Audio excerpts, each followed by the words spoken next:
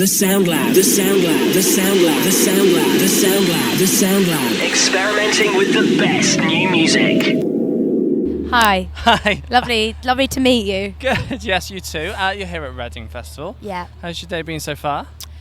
Well, I've just played. I've just got off the stage, so it's been really fantastic. It's kind of surreal to play quite a big stage like that, and the crowd were just amazing, and it was just a real shock actually.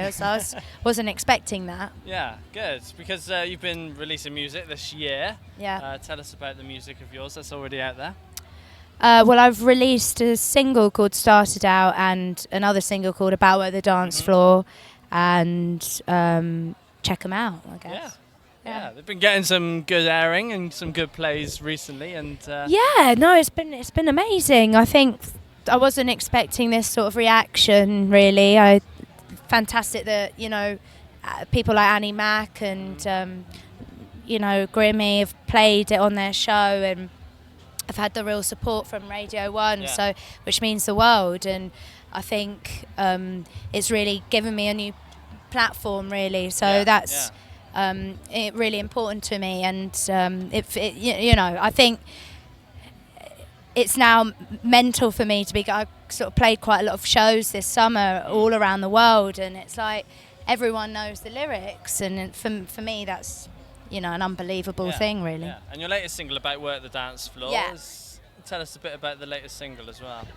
Well, it's a dance song that's heavily influenced by sort of Detroit techno, and it's got a vocoder chorus which I took sort of inspiration from, like Juan Atkins and Jeff Mills, but then I really wanted to create a song that people could just get lost in, and they could stick their headphones in and feel transported to a dance floor, and kind of escapism. And the song's also a bit of a metaphor for everyday things like relationships and work, and just feeling like you stick these headphones on and then you just escape to a dance floor. And that's why the lyrics called I Was Just Thinking About Work the Dance Floor. And it's just great to see people dancing and forgetting their woes.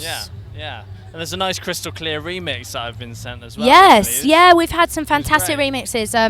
My sister Maria, the Black Madonna, did a remix too, and Crystal Clear's remix is fantastic. We've also had a Gabe Guernsey remix. We had a Happer remix as well. It's been a really great. It's been just fantastic that people want to remix it. Absolutely. Yeah. Definitely. And looking to the future as well, have you still got more singles to release? Yeah, we've got new music coming out really soon, which I'm hopefully will be okay, Yeah. You never know what's... Is it along the same sort of lines as your previous singles? It's not dissimilar at all. Yeah. There's no curveballs. But it's a song it's a bit like deeper in its lyrics, and but it's still on the same similar lines. Yeah, good. And are we going to be gearing up to anything in particular, an album maybe? Yeah, well, TBC. Yeah. The thoughts are there though. Yes. Good. And touring wise, what's the plan once you finish here? I've got I'm actually going. There's a lot of touring. I've got a headline show on November the 5th at Scala, and I think there are some tickets still available, so please get them. It's going to be a great night of music. And then I've got loads of I go to the States for the first time on a big tour, and then I go in Europe, support Metronomy, do a couple of shows with them.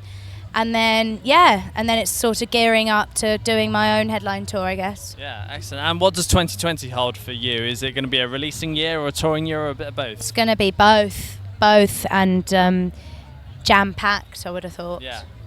And what's the writing process for you and your music? Because everyone's writing process is completely different. So what's it for you? What do you mean? Do you mean like whether I start with melody or? Yeah, pretty much. And how you build up to writing. It's very varied for me. It's more about sound for me. I get very inspired by sound. So it could be a sound from a synthesizer. I use a lot of outboard gear.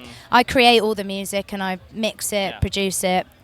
mix it with a guy called Mark Ralph.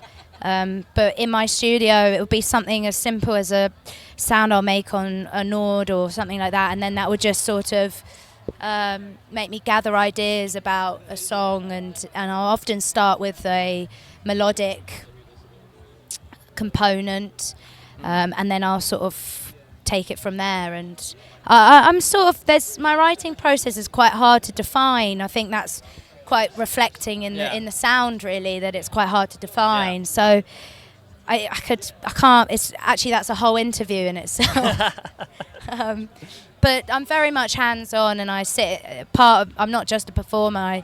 I'm a studio girl, and I'm working in production at the moment too. And part of my love for music doesn't just end in performing. It's very much in the studio, and I grew up in studios, so. Good. And do you have a preference then? Do you prefer writing or the producing, or? I don't have a preference at all. No, I love all of the process. I just sort of live for this, really. So there's you have to be very disciplined, and there are very mundane, boring jobs when you're in the studio, and but I sort of know that there's an end goal to it, so I'll just work through it. It's like any job, really. You have the goods and the good things and the bad things, Yeah, good. Excellent. Well, it's been a pleasure. Thank you. Having a chat with you. You too. Thank you very much. Thank you. Cheers. The Sound Lab, the Sound Lab, the Sound Lab, the Sound Lab, the Sound Lab, the Sound Lab. Experimenting with the best new music.